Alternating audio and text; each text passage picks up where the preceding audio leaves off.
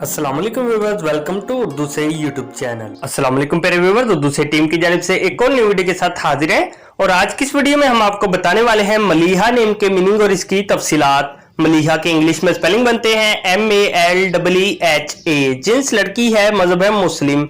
मलीहा के मायने है खूबसूरत खातून, हसीन और जमील। मलीहा नाम का शुमार लड़कियों के नामों में होता है। मलीहा नाम के अफराद के लिए खुशकिस्मत नंबर 3 माना जाता है, जबकि खुशकिस्मत दिनों में एतवार और मंगल शामिल है। खुशकिस्मत धातों में हिस्सों के हिसाब से तांबा शामिल है। मलीहा नाम के अफराद के लिए मुआफिक रंगों में सुर्ख और हल्का सब्ज रंग शामिल है। मलीहा नाम के अफराद के लिए मुआफिक पत्रों में पखराज शामिल है। मलीहा नाम में 7 हरूफ है और ये एक लफ्ज बनता है। अपने नाम का मीनिंग जानने के लिए कमेंट बॉक्स में लिखिए, चैनल को सब्सक्राइब कीजिए, वीडियो को लाइक और शेयर कीजिए। Thanks for watching.